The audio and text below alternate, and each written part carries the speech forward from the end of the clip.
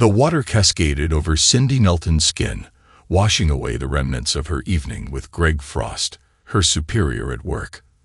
That night, Cindy had finally surrendered the last piece of herself she'd been holding back, along with a declaration of her feelings.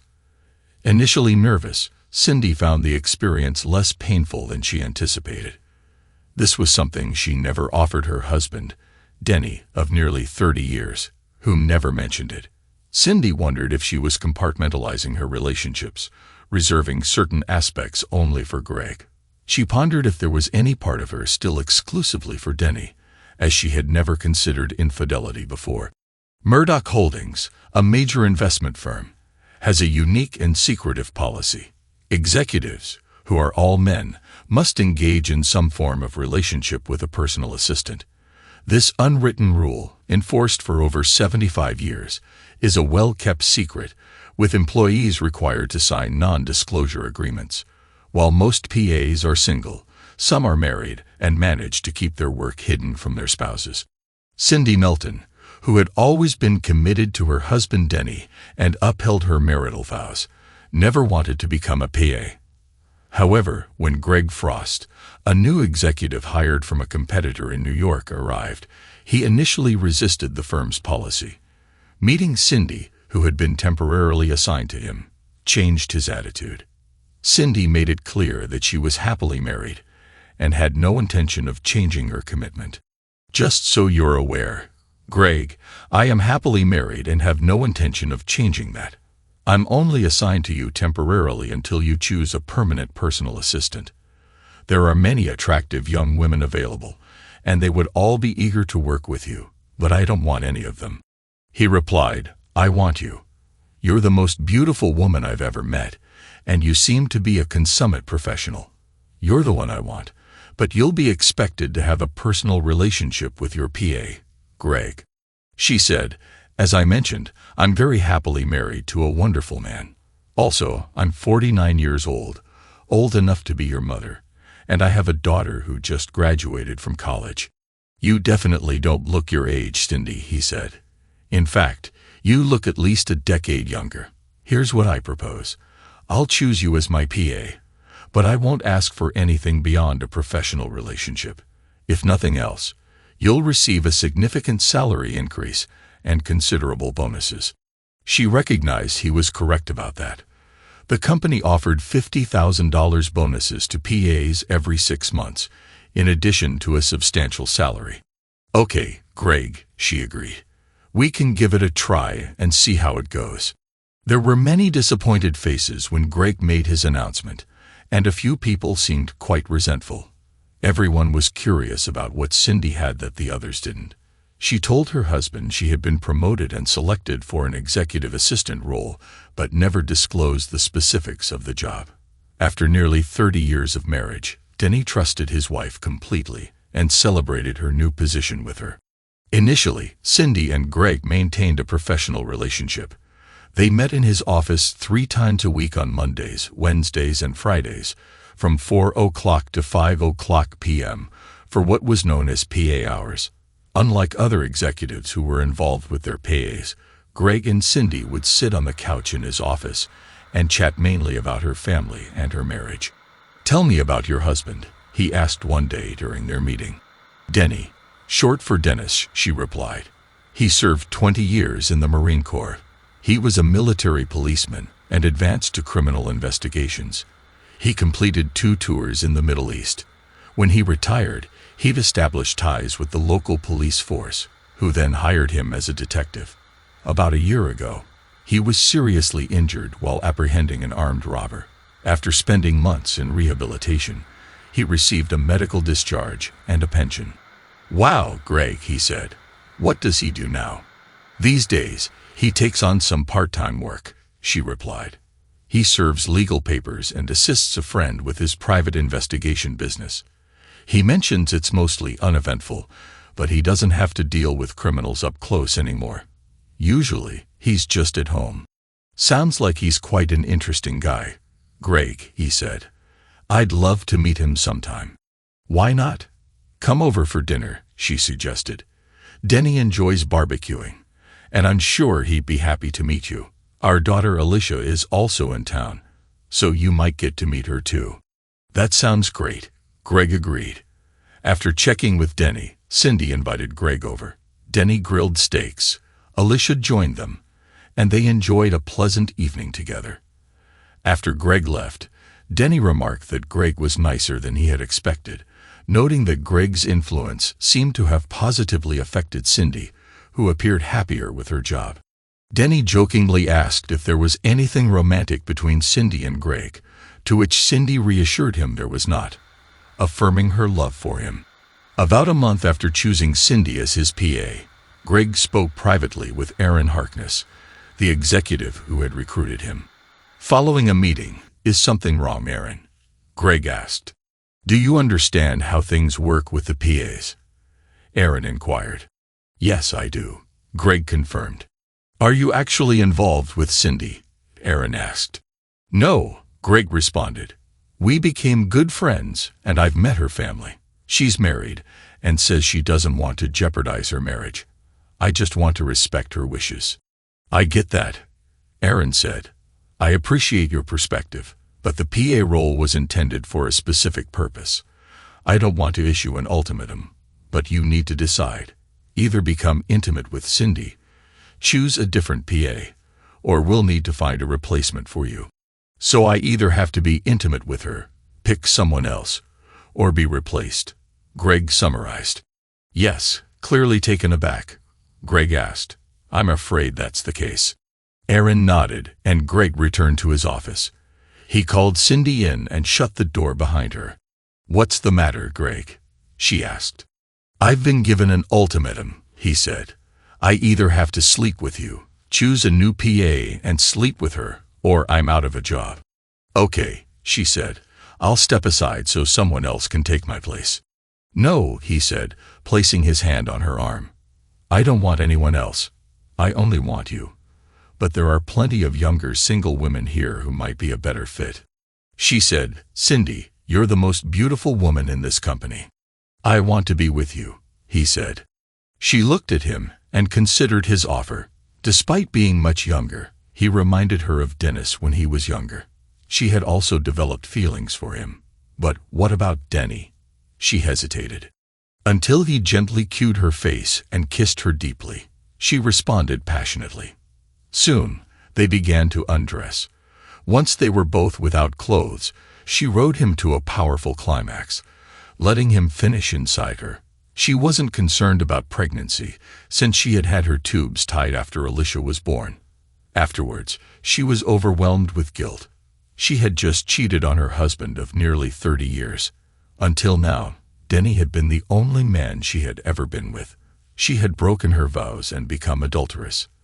"That was incredible, Cindy," Greg said. "Oh, such an amazing woman. I could easily fall for you." She beamed at his praise and gave him a kiss before getting off him. "I should probably take a shower," she said. "I don't think Denny would appreciate me coming home with your marks on me." "Yeah, I guess not," he said. "What are you planning to do about your husband?" "You mean, am I thinking of leaving him?" she asked. "No, I'm staying with him, even though we just had this moment. I love him deeply. I do have feelings for you, but if it comes down to choosing between you and him, I'll leave my job and stay with him." "I understand," he said. "We need to set some boundaries.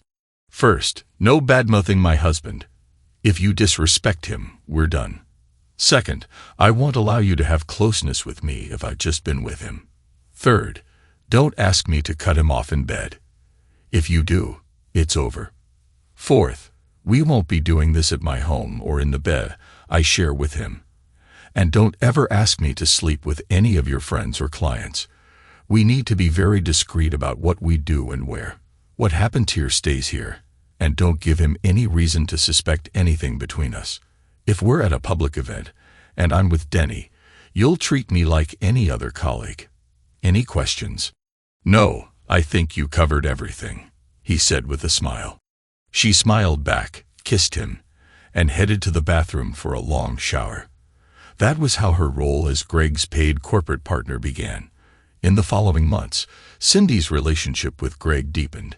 He showered her with gifts and treated her exceptionally well, but maintained a different demeanor on Mondays, Wednesdays, and Fridays between 4 o'clock and 5 o'clock p.m. Cindy appreciated his consistency and adherence to their arrangement.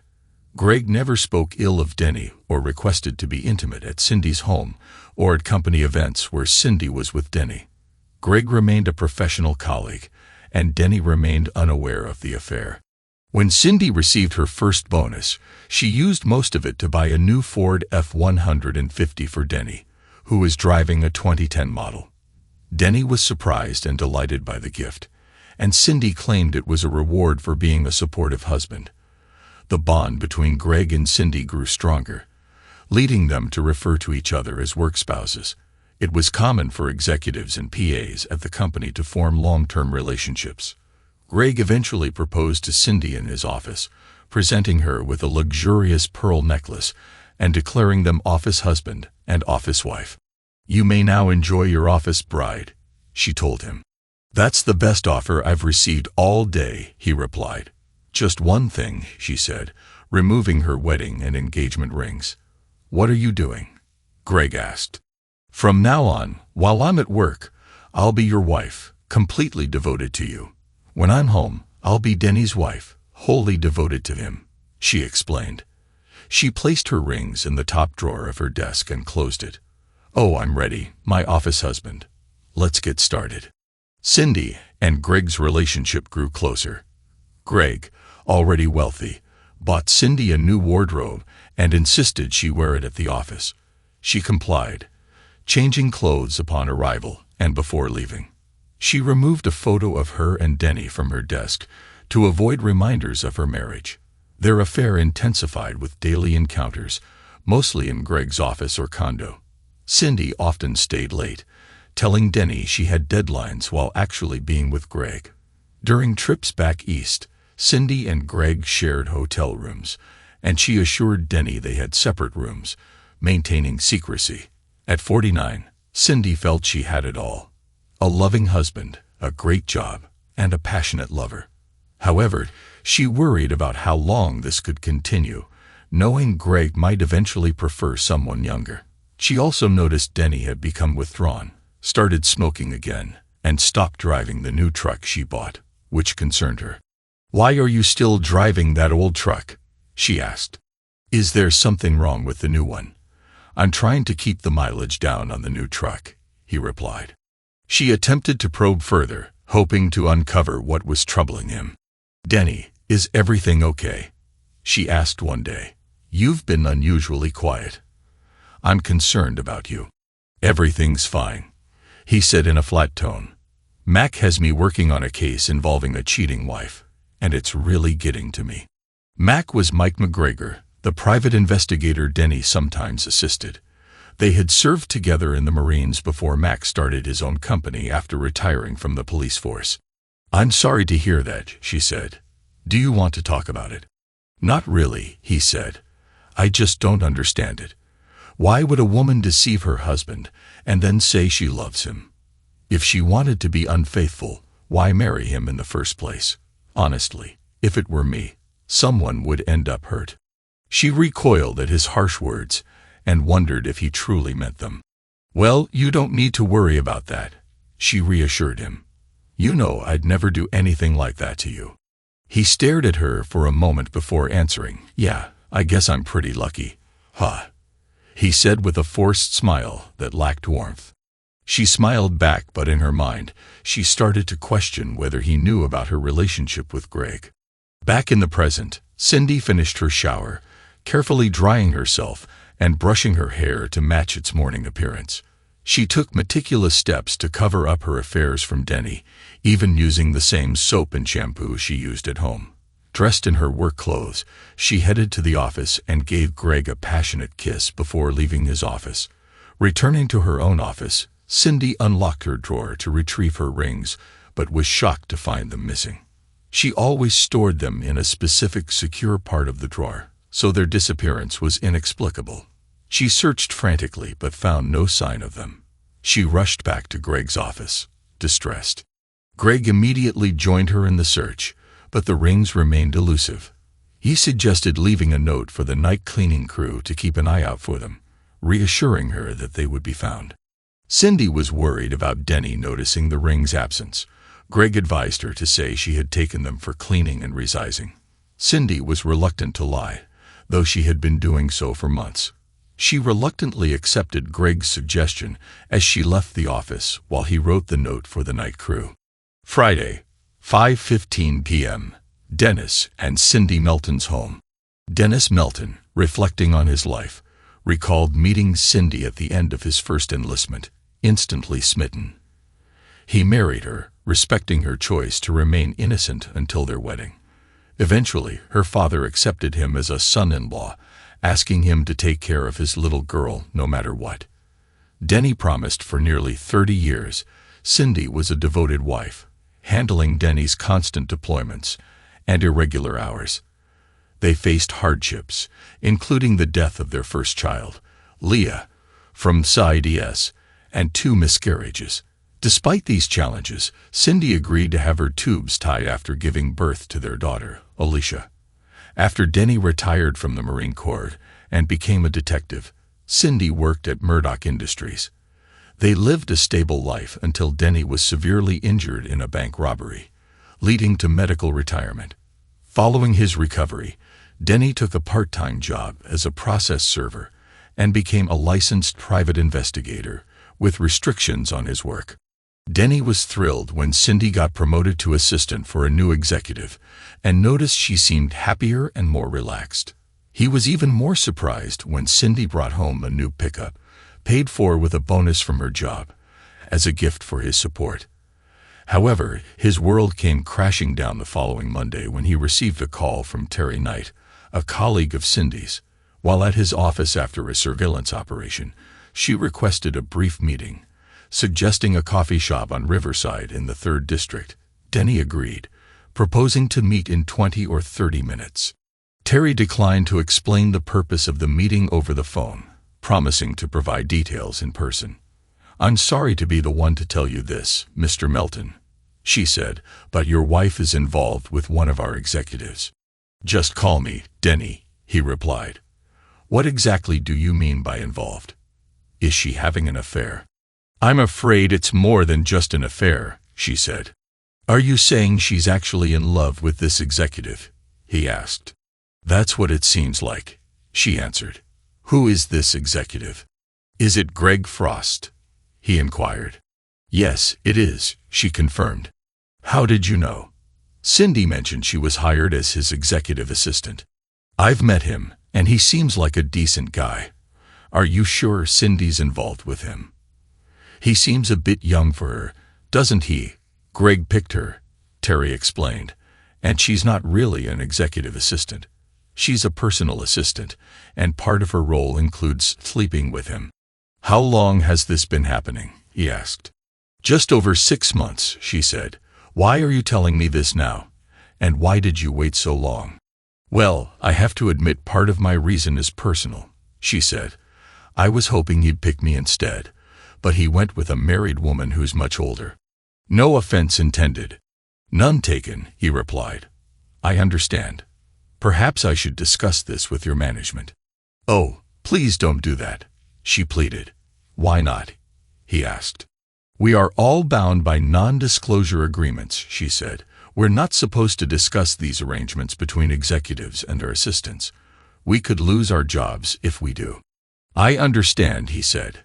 "So do the same rules apply to female executives?" "No, the company doesn't hire female executives," she said. "It may seem a bit outdated, but as far as I know, there's never been a female executive here. Many have applied, but none have been hired." "That's interesting," he said. "Are any of the other assistants married?" "Yes, a few are married, but most are single," she said. "What about their spouses?" "One doesn't know about the arrangement, and the other does," she explained. "He's disabled and can't work. They need the extra income, so he doesn't complain, as long as she doesn't flaunt it." "How much extra do they earn?" he asked. "Well, their salary nearly doubles, and they receive a $50,000 bonus every 6 months, she said. "That's after taxes," he said. "Wow, That explains where she got the money for her new truck.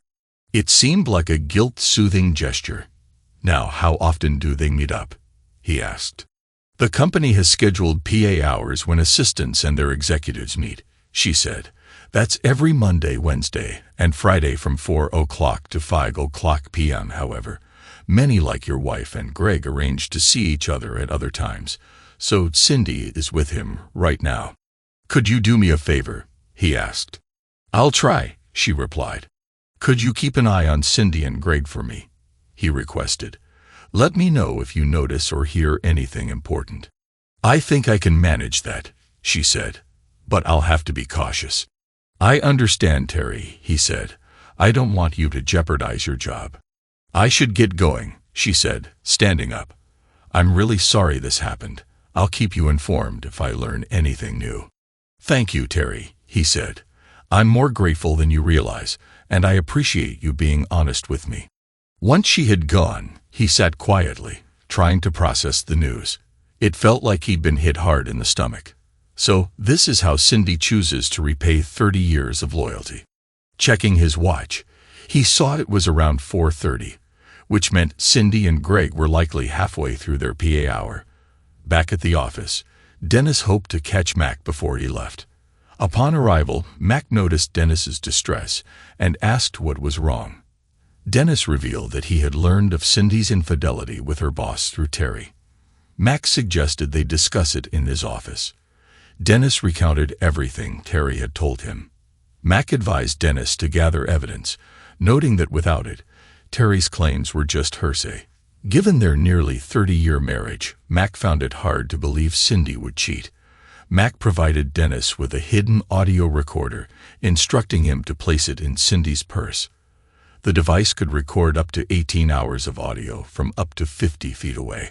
Mac also offered to look into video surveillance options and cautioned Dennis to avoid acting suspiciously or doing anything rash. Dennis agreed and went home. He discreetly placed the recorder in Cindy's purse and attempted to act normally over the next few days. He observed Cindy closely but found no evidence of infidelity, such as unusual cologne or other signs.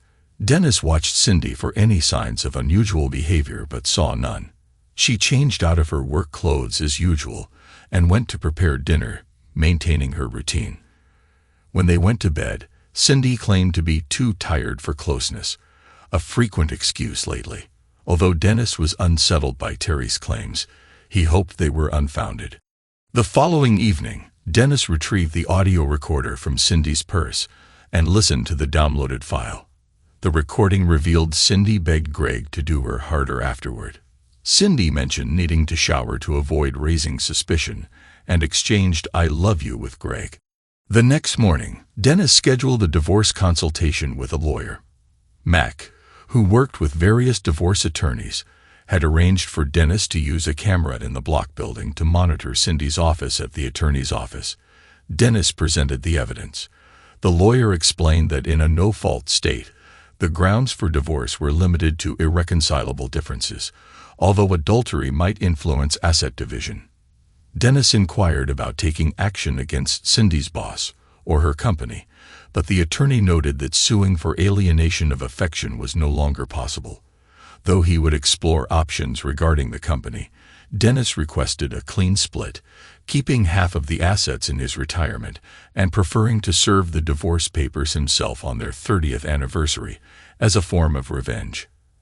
After paying the retainer, Dennis returned to the office where Mac showed him footage of Cindy removing her rings and changing clothes. Disturbed by the sight, Dennis noted Cindy's new, more expensive outfit and a new necklace. He decided to rent a small one-bedroom apartment and put down a deposit after reviewing his budget. Dennis was scheduled to start moving into his new apartment on Monday after it was cleaned. He withdrew half of their checking and savings accounts from the bank and opened a new account elsewhere. He then went to the 15th floor of the Parker building, where he had often visited Cindy, avoiding detection.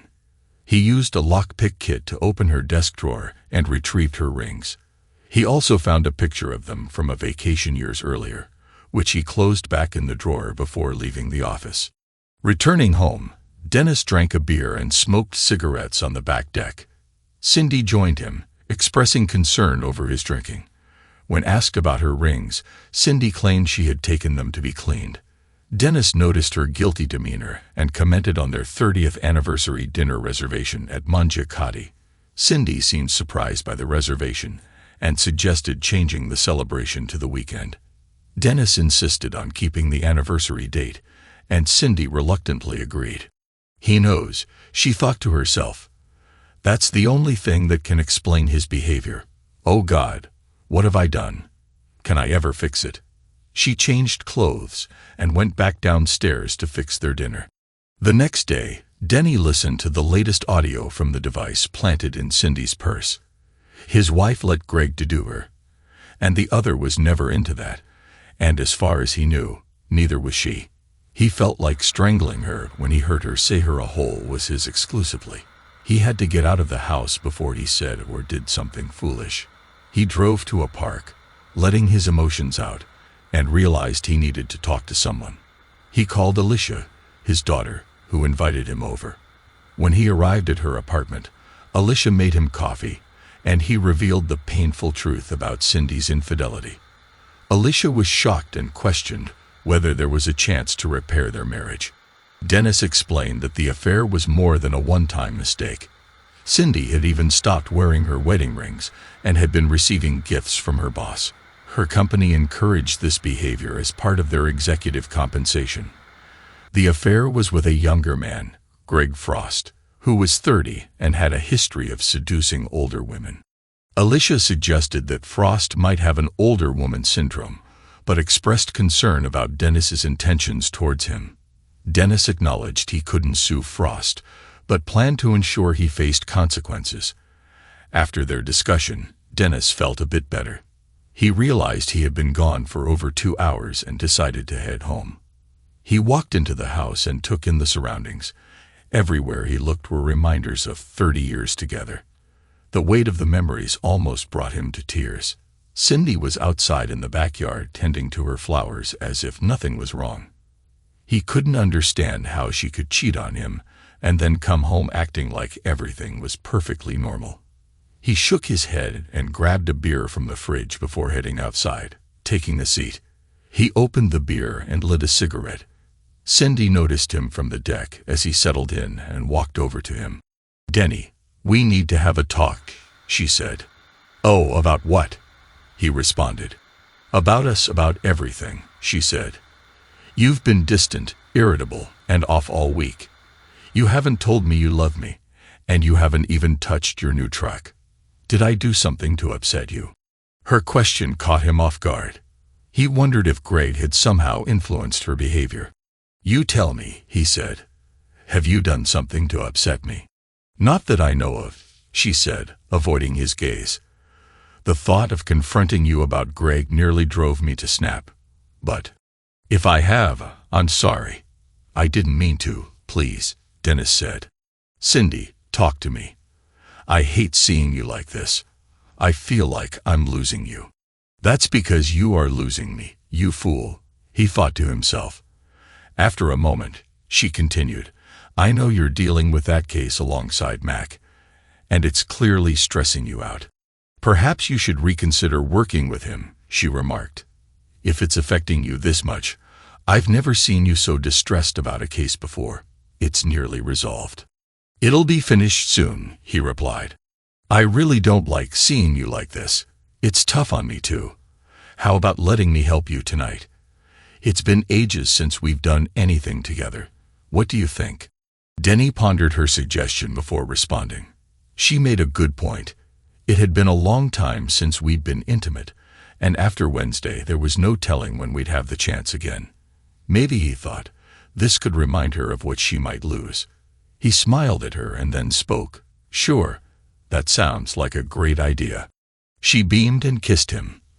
"I'll make it a night to remember," she promised, and it turned into a night neither would soon forget. Denny was more vigorous than he had been in a long time. His energy was intense as he took his soon-to-be ex-wife several times. Not even Greg could match what Denny was doing to her, she thought. Then her husband surprised her by turning her onto her stomach and asking her to get on her hands and knees. "What are you planning, Denny?" she asked. "It's a surprise," he said, applying their combined efforts gently. When she realized his intention, she tried to move away, but he stopped her. "No, Dennis, please," she pleaded. "We've never done this before after 30 years. I think it's time we try something new," he said. "I'll be gentle, I promise." He slowly entered her and was taken aback by how tight she felt. He thought to himself that they should have tried this much sooner. Cindy, on the other hand, was deeply unsettled. This was supposed to be Greg's exclusive area. Why had Denny suddenly decided to do this? She realized she couldn't exactly tell her husband to stay out of what was Greg's domain, so she tried to relax and accept what Denny was doing. "Oh my God," she thought, as he pushed further inside her. After their final climax, Dennis withdrew and went to the bathroom to fetch a couple of warm washcloths, one for himself and one for Cindy. He handed her a washcloth while he cleaned up. For a moment, he thought she might start crying. "Why did you do that?" she asked. "You've never shown interest in that before. Your rear looked so tempting." "I just couldn't resist," he replied. "I didn't hurt you, did I?" "I'm sorry if I did." "No, you didn't hurt me. You just took me by surprise," she said. "You were incredibly intense. What brought this on you? You looked so alluring. I couldn't control myself." She smiled and hugged him. "I love you, Dennis Knowlton."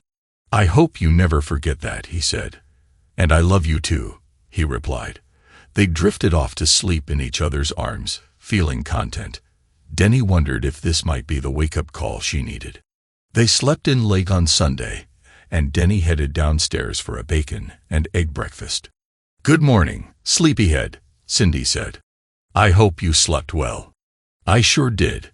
I'm still feeling the effects of what you did," he smiled, trying to mask the discomfort he felt. "I'm glad," he said. "Looks like the old man still has some tricks up his sleeve." "Yes, I slept better than I have in a while." After breakfast, he went out to the backyard and started up his lawnmower, possibly for the last time. He mowed the lawn and put the mower away. Taking a final look at his work, he thought, "I would miss this yard." They were intimate again that night, but Dennis avoided Cindy's rear end since she was still a bit sore from the previous night's activity. That was fine with Dennis. Simply knowing that Greg Frost's exclusive area was no longer off-limits was enough satisfaction for him. After they finished, Cindy rested her head on Dennis's shoulder. "Please don't forget how much I love you," she said. "I love you too," he replied. It was true.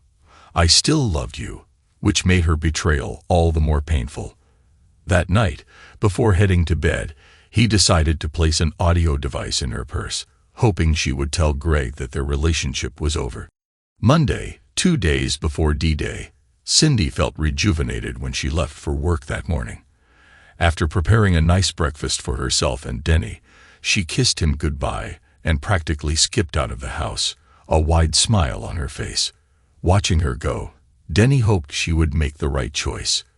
When she arrived at work, she breezed into Greg's office, picked out a lovely dress for the day, and changed into it, putting on the necklace Greg had given her when they became office spouses. She greeted Greg with a warm hug and a kiss. "You're in a great mood this morning," Greg remarked. "I assume you had a good weekend." "The best," she replied. "I see. Did he leave anything for me?" he said. She laughed. "Oh, there's plenty here for you, my office husband." "Is everything okay at home?" "Yes, now it is," she said, "but I think we need to be extra cautious." "Oh, why?" Greg inquired. "I think he's becoming suspicious," she said. "He was in a terrible mood all last week, dealing with a case about a cheating wife. And it really got to him. He didn't even drive his new truck once." "Don't you think he might get violent?" he asked. "Do you mean?" "I mean he did serve in the Marines and was a cop for over 10 years. "Of course not," she said. "Denny's a softy underneath. Don't let his tough exterior fool you. By the way, I'll need to skip PA hours on Wednesday." "Why is that?" Greg asked. "That's our time, you know."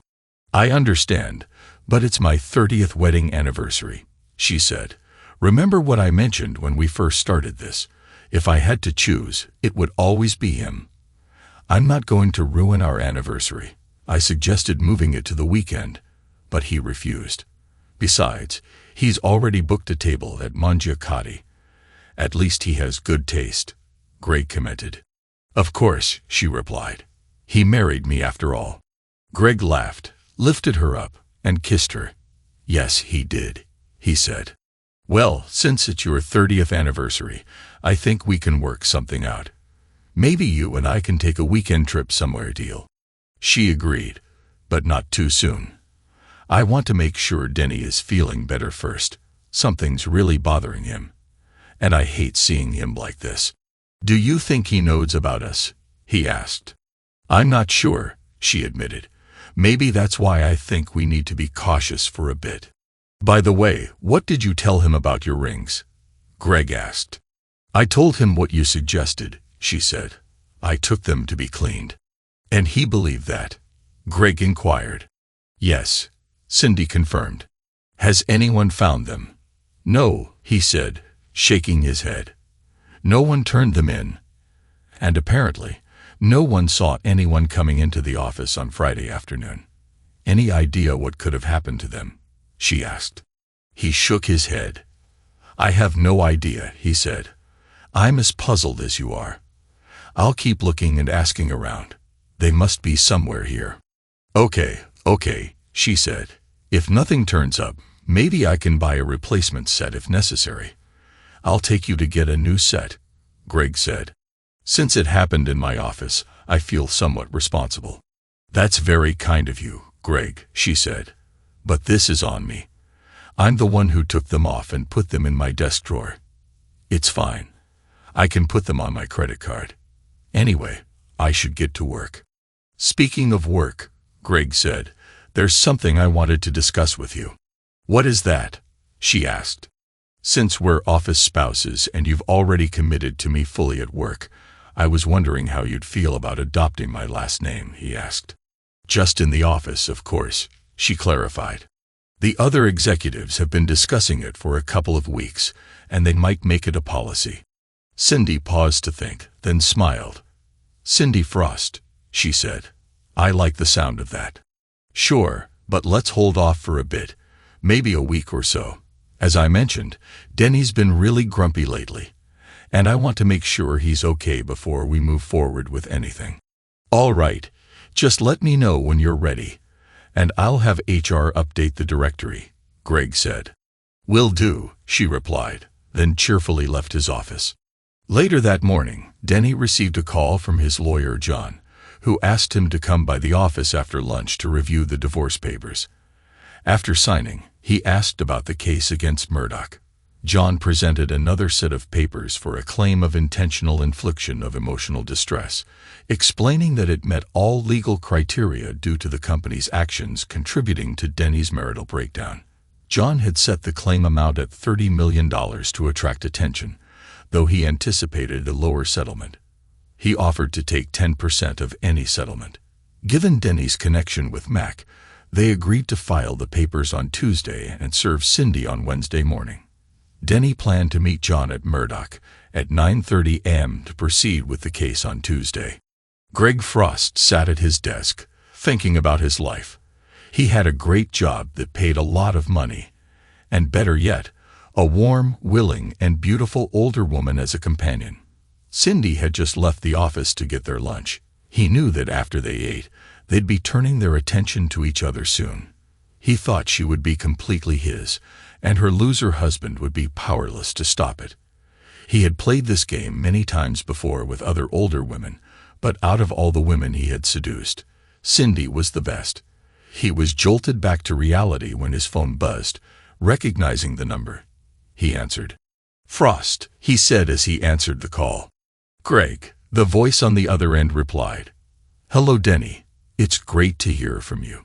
"Greg," he said, "what can I assist you with?" "I'm planning a little anniversary surprise for Cindy and was hoping you could help me out," Denny said. "Certainly," Greg said. "I'm happy to assist in any way I can." "Perfect," Denny said.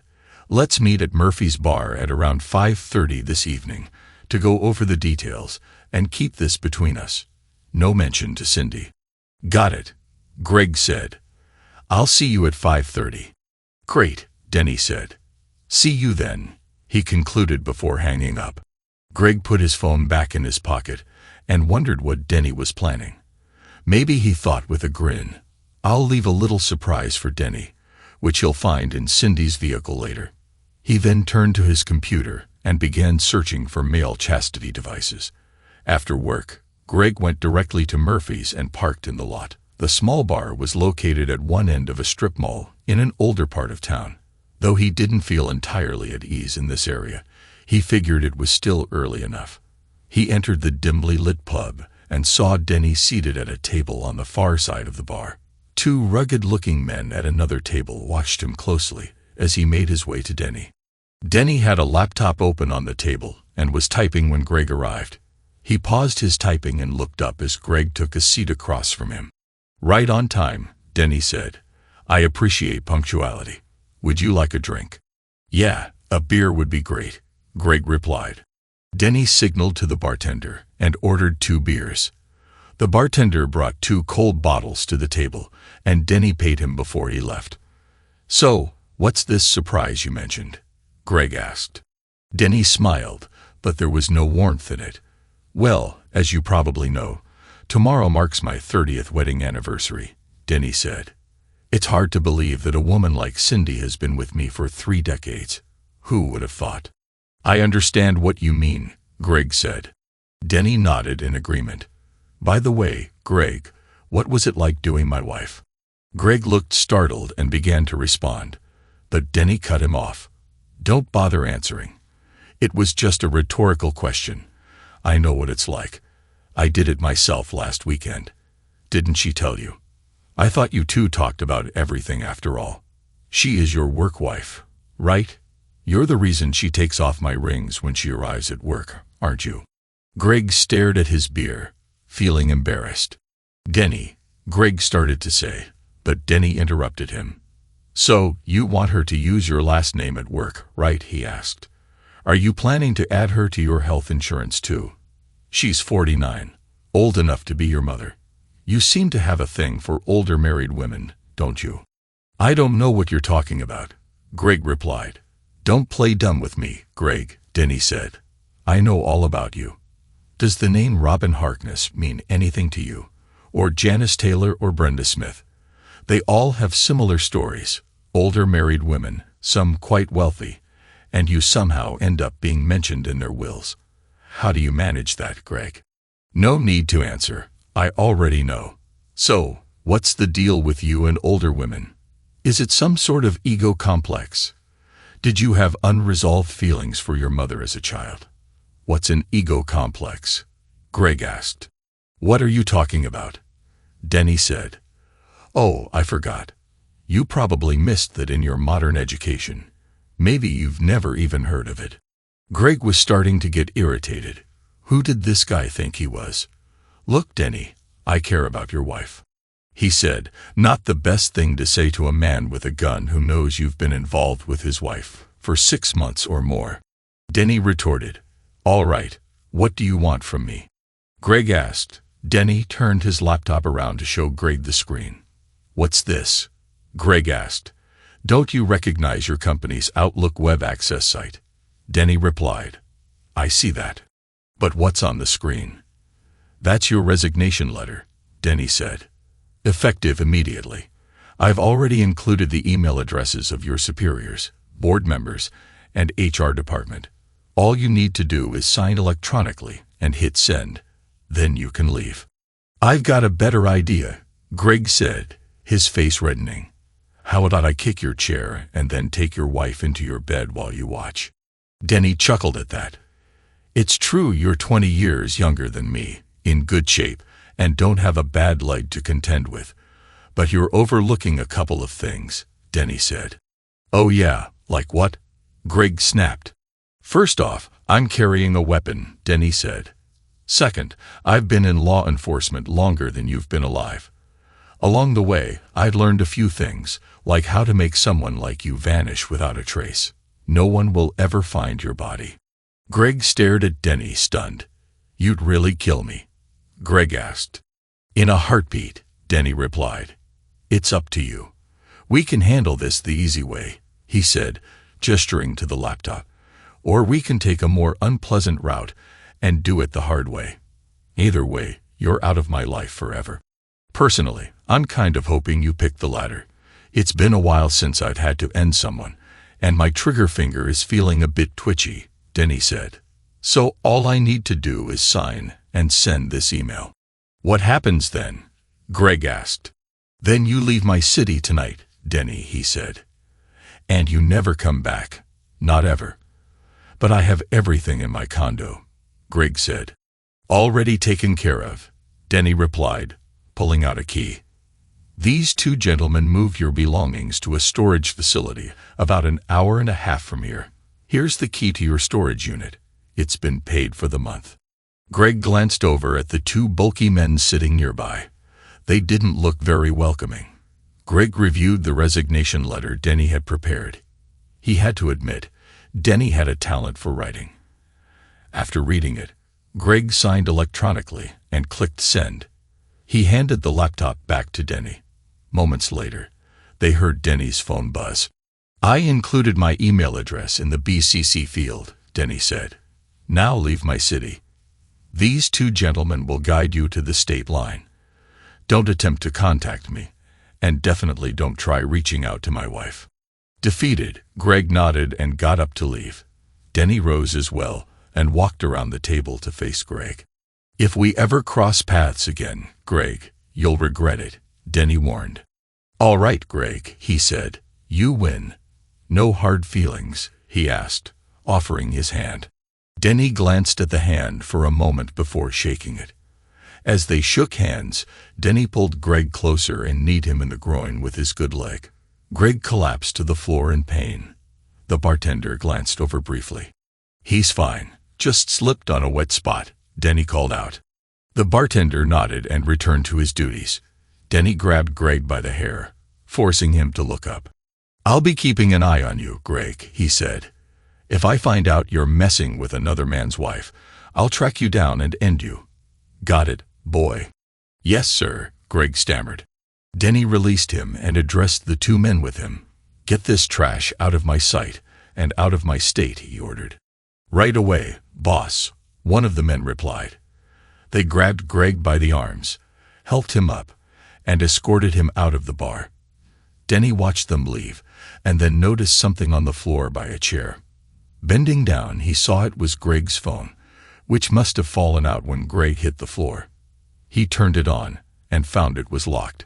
Curiously, he tried 1,234, pressed OK, and surprisingly, the phone unlocked. He shook his head incredulously. "What a fool," he thought.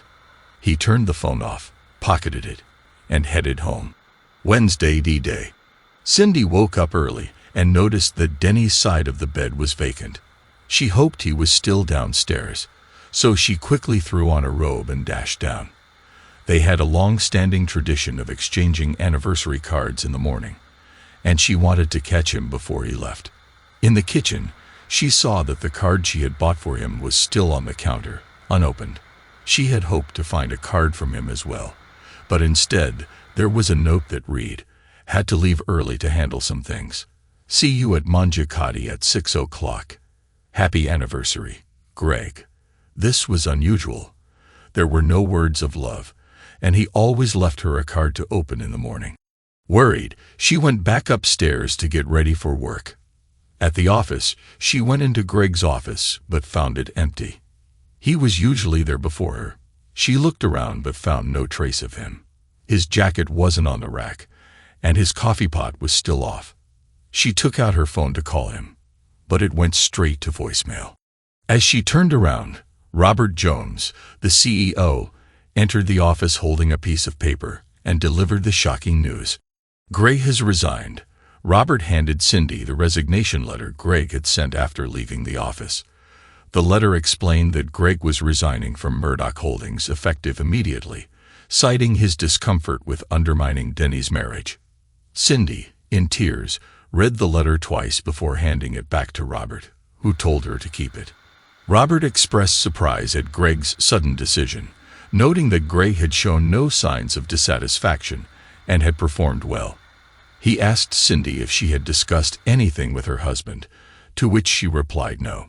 Understanding the emotional impact, Robert suggested Cindy take the rest of the week off, assuring her that her position was secure. In the parking lot, Denny and John watched from John's car as Cindy, clearly upset, got into her car and drove off. John looked at Denny and asked, "Are you ready? Let's go." "Denny," he said. They exited the car and walked into the building, taking the elevator up to the executive suites at Murdoch Holdings. Upon reaching the floor, a receptionist attempted to stop them from entering Robert's office, but Denny flashed a badge, allowing them to proceed. Robert looked up, clearly startled as the two men entered his office without knocking. "Who are you two?" he asked. "What's the meaning of barging in here like this, Mr. Robert Jones?" Denny inquired. "Yes, that's me," Robert replied. Denny took out a manila folder and set it down on Robert's desk. "You've been served," Denny announced. Robert asked, "Served for what?" Visibly stunned, he asked. "It's all detailed in the paperwork," John answered. "Your company and its top executives are being sued for intentional infliction of emotional distress." "What?" Robert said. "Are you out of your minds? What are you talking about? One of your executives, Greg Frost, was involved in a 6-month affair with my client's wife, which has ruined his marriage and caused him significant emotional suffering." John explained. "Furthermore, your company pressured him into this illicit relationship to keep his job.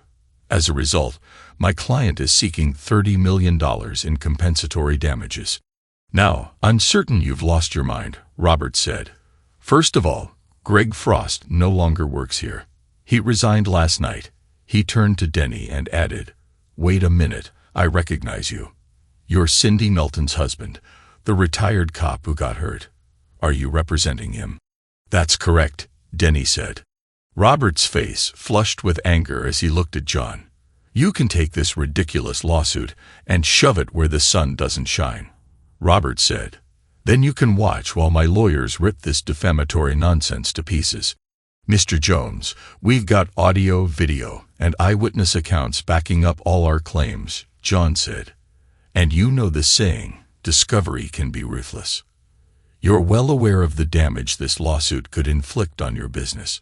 Just imagine the fallout when people learn that your company has been forcing its executives to engage in illicit affairs with their assistants for over 75 years.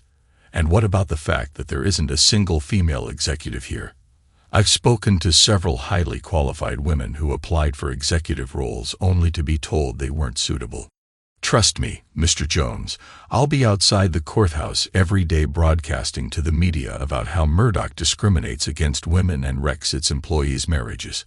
We also know you're paying your assistants up to $100,000 a year for favors with their assigned executives. That sounds a lot like inappropriate services, which is illegal in this state. I'm sure the DA would love to get their hands on that. So if you want to file a countersuit, that's your choice, but it's going to cost you a lot more. We're both reasonable people and open to considering a fair counteroffer. What do you say?" John said. Robert listened in silence as Jan laid out his position. After a moment, Robert looked at Denny. "How long have you been married to Cindy?" he asked. "Today would have been our 30th anniversary," Denny said, "but instead of celebrating, I'll be serving her with divorce papers tonight." Robert's demeanor softened slightly at this revelation. He turned back to John. "All right, you've made your point," he said. "How about $3 million to settle this? Will that make it go away?" John glanced at Denny before responding, then looked back at Robert. "That $3 million is after taxes," John said. Robert sighed deeply before responding. "All right," he said. "Is there anything else?" "Yes, Mr. Jones," Denny said. "What is it?" Robert asked. "First, you need to stop this practice of yours," Denny said. Second, you have to offer Cindy Frost's position. She has a business degree and has been working closely with Frost for months. She probably knows his job even better than he did. Robert considered this for a moment before replying. And you agree to sign a non-disclosure agreement if we agree to this? Denny glanced at John before answering. Absolutely. Denny said, All right, I'll need to discuss this with the board. When do you need a response? The counselor asked. Preferably by the end of the day, John said. I think we can keep the media off our backs until then. You'll have your answer by then. Robert said, And Mr. Melton, I genuinely regret what happened with your marriage. Thank you, Mr. Jones, Denny said. They shook hands, and then Jan and Denny left. Well, that went better than I expected, Jan said once they were back at his car. Yeah, it did, Denny said. Just one more thing I need to take care of. Trust me, you'll be all right. John said, Just give it some time. Denny nodded in agreement. Cindy parked her car and rushed to the elevator for Greg's condo, but upon arriving, she found it empty. After searching the place and calling his name with no response, she drove home in tears. She spent the rest of the day crying, then began preparing for her evening with Denny in the master bedroom. She was shocked to discover that many of Denny's clothes were missing from a closet and dresser. Panicked, she reassured herself that it was just a mistake or a joke. After a shower and makeup, she forced herself to believe that Denny wouldn't leave her. Arriving at mandigoteodora, Cindy noticed Denny's old pickup in the parking lot and hoped the evening would resolve everything. Inside, she was led to a secluded table where Denny awaited, dressed in a suit and ready for their meeting. He seated her just as he always did and then took his place across the table. They ordered their meals and a glass of wine. They made small talk and exchanged pleasantries as they ate. After finishing their meal, Cindy lifted her glass. To 30 years of marriage, she said. Denny nodded and took a sip. Cindy continued. And to another 30 years of wedded bliss, before taking a drink herself. Denny shook his head and set his glass down. Cindy stared at him, stunned. I'm sorry, but that's not going to happen, he said, his voice heavy with disappointment. What? She asked, clearly shocked. Why not? You're not naive, Cindy, he said. And neither am I. I just need to ask you two things. Why and how long were you planning to keep deceiving me? I honestly don't know why, she admitted. Greg reminded me so much of you when we were younger, and he was so kind to me. I just ended up falling for him. I'm sorry. I never meant to hurt you, and I certainly didn't intend to make you look foolish. Seriously, he retorted. You're old enough to be his mother. You brought him into our home, served him our food, made me believe he was a decent guy, all while you were giving him what was supposed to be mine. Even worse, you were being paid by the company to be his companion. Do you know what they call that in this state? She asked quietly. Receiving compensation for personal companionship, he said bluntly. Is that what you've become? She cried out. Oh God, no, she cried. The bonuses and extra money were for the services I provided. Sleeping services, he corrected her. No matter how you put it, that's what it was. The money for that new truck. Well, that was earned through your infidelity. You want to know why I don't drive it anymore? Because it symbolizes betrayal. Every time I see that truck, all I can think about is you letting Greg have his way with you. You saw that? She asked, her voice trembling. Oh, absolutely. Absolutely, Denny said. I saw everything, and you know what was worse than watching you two behave like animals? Seeing you take off your rings and shove them in your desk drawer like trash. You were so embarrassed by me that you couldn't even wear my rings at work. Then you lied, saying you took them to be cleaned. I'm sorry, she said, tears streaming down her face. I went to get them, and they were gone. I didn't know what to say, so I lied. I'm really sorry. It won't happen again. I promise. I know it won't, he said, pulling an envelope from his jacket pocket and placing it in front of her. Cindy Melton, you've been served. She shook her head, sobbing. No, no, no, I won't accept this. I don't want a divorce. Denny, please tell me this is just a joke. This isn't a joke, Cindy pleaded. He said, I've struggled with this all week and I'm done. You still haven't answered my second question. How long were you planning to keep making a fool of me? Were you going to keep seeing Greg until you retired? I don't know, she sobbed. And this nonsense about taking his last name at work. Were you really going to do that too? He continued. I don't know, she cried. Please stop, Denny. I can't handle anymore. Too bad, he said coldly. Now you're getting a taste of what I've been feeling for the past week and a half. But there is one good thing that's come out of this. What's that? She asked, desperate. You've been promoted, he said with a smirk. You've been chosen to fill Greg's position. Congratulations. You're now Murdoch Holdings' first female executive. You know about Greg leaving? She asked, her voice filled with disbelief. Yes, Denny replied. I had a straightforward talk with him, and convinced him it was best for him to leave. And how did you manage to get Murdoch to give me his position? She inquired. I had a bit of help from a skilled attorney, Denny said. Denny, I know it sounds cliché, but it was just an act with Greg. It didn't mean anything, she pleaded. Can't we move past this? Denny smirked and pulled out Greg's phone. He opened the voicemail app and played her last message. Greg, sweetheart, are you okay? Please call me. I'm worried. Love you. Cindy's voice echoed. Denny shut off the app. Sweetheart, love you, he said mockingly. Sounds to me like someone deeply involved. No, Cindy, we can't move past this. You made your choice, and now you live with it. Just so you know, you're not the first older woman Greg has deceived. Let's hope you're the last. He reached into his pocket and pulled out another envelope, tossing it on the table. Go ahead, open it, he instructed. Cindy opened the envelope to find 3 rings inside. Hers and his. She stared at him, stunned. You took my rings? She asked incredulously. He nodded. Yeah, he said. If you didn't want to wear them, I figured I might as well take them back. I almost cut them in half, but I thought you might need the money from selling them. So, we're really done, aren't we? She asked.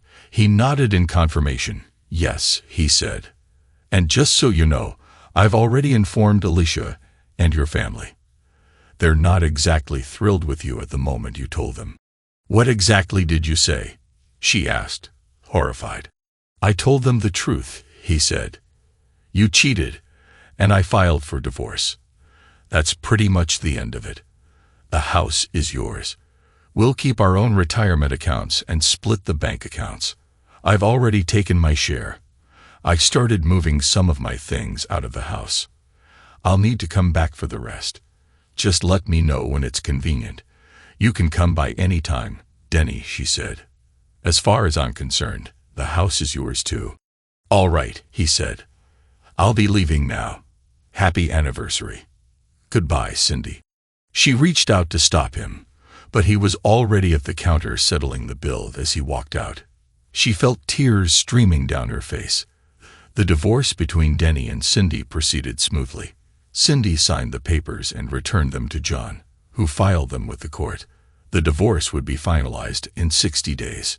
On Monday, Cindy returned to work to hear about her promotion, which was significant news for the company and even made local headlines.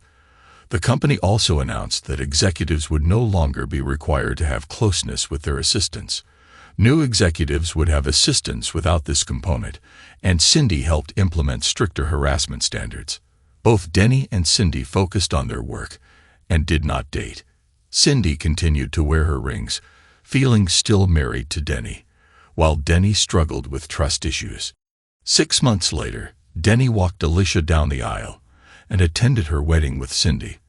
They held hands and danced together.